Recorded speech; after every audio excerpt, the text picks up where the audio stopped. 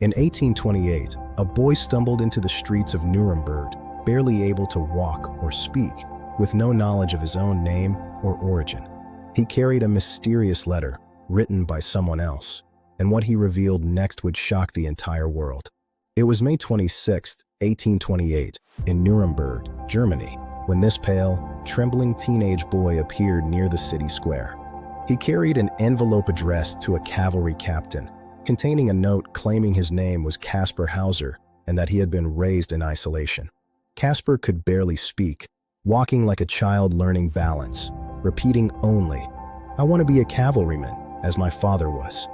The letter suggested he was raised by a man who taught him nothing, now wanting him to serve the army, yet the handwriting on both letters matched.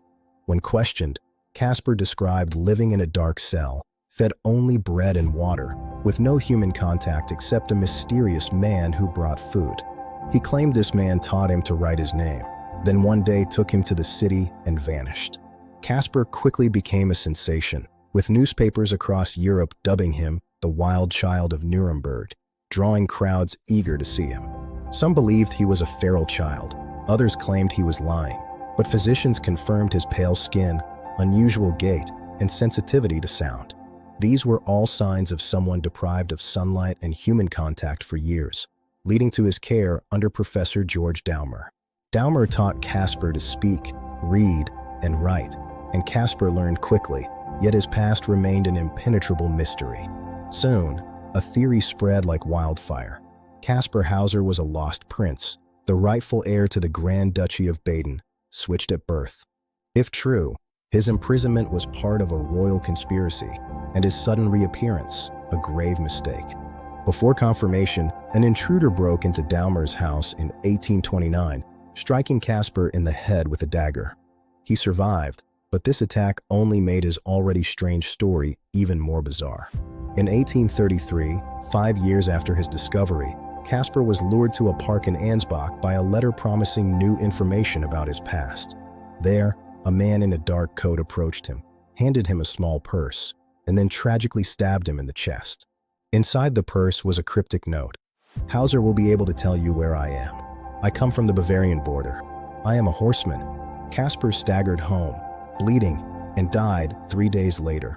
No one was ever arrested for his murder. His death sparked outrage across Europe, leading to demands for justice and an explosion of theories involving spies, secret heirs, and experiments. Despite the uproar, concrete evidence never surfaced, and his grave was marked with an epitaph. "Here lies Kaspar Hauser, a riddle of his time." In 1996, scientists tested DNA from his blood and hair, suggesting he was not related to the royal family, though contamination made the evidence uncertain. Even today, new analyses continue to divide experts, keeping the enigma of Kaspar Hauser alive.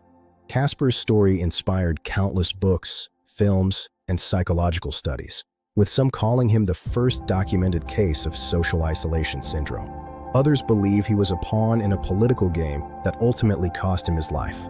He arrived from nowhere and left behind nothing but questions. Was he a liar, a lost prince, or simply a child who never belonged to this world? This is Truth in the Shadows, where every mystery hides a name, and every name hides a lie.